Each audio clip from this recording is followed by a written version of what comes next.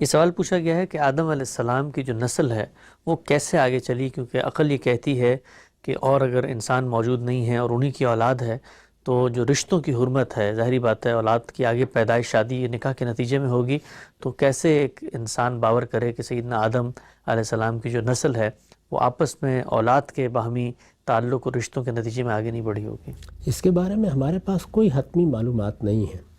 ہمارے پاس کسی چیز کی معلومات ہونے کے دو ہی ذرائع ہیں، یا تو وہ ایک تاریخی واقعہ ہے، اور تاریخی واقعات جن ذرائع سے منتقل ہوتے ہیں اس میں کوئی چیز ہو، وہ دو ہی ذرائع ہوتے ہیں، یعنی یا وہ علم العامہ ہوتا ہے یا علم الخاصہ ہوتا ہے، یعنی یا تو سارے کے سارے لوگوں نے وہ واقعہ دیکھا ہوتا ہے اور اس کو نسلاً بعد نسلاً بیان کرتے ہیں، اور یا کوئی 2 4 5 لوگ بیان کر دیتے ہیں، یہاں کوئی چیز بھی نہیں ہے۔ اس میں اگر کوئی روایات وغیرہ بھی ہیں تو وہ اسی طرح ہیں جیسے لوگ داستانیں وغیرہ سناتے ہیں، ان کی بھی کوئی حقیقت نہیں ہے۔ تو قیاسات ہیں، دونوں طرح کے قیاسات ہیں۔ اس طرح کی باتیں بھی کہی جاتی ہیں کہ ان کے ہاں حرمت تدریج کے ساتھ نمایاں ہوئی،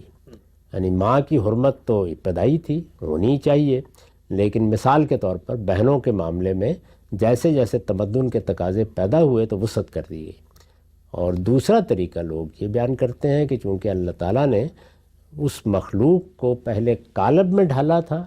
اور قالب میں ڈھالنے کے بعد سینکڑوں ہزاروں پیدا کیے تھے، ان میں سے انتخاب کیا گیا تھا، تو یہ ممکن ہے کہ اس میں شادی بیاہ کے معاملات ان دوسرے لوگوں سے بھی کر لیے گئے ہوں۔ یہ قیاسات ہیں، ان کے بارے میں کوئی بات حتمی طور پر نہیں کہی جا سکتی۔ اس کائنات کے خالق نے جب 2 سے دنیا کی ابتدا کی ہے تو ظاہر ہے اس کے لیے رہنمائی بھی فرمائی ہوگی، اور جو کام اس کی رہنمائی میں کیا جائے وہی کام باعث برکت بھی ہے، صحیح بھی ہے۔ رہیں حرمتیں حلتیں تو ان میں سے کچھ بنیادی ہوتی ہیں اور کچھ تمدن کے تقاضوں سے وسیع ہوتی چلی جاتی ہیں۔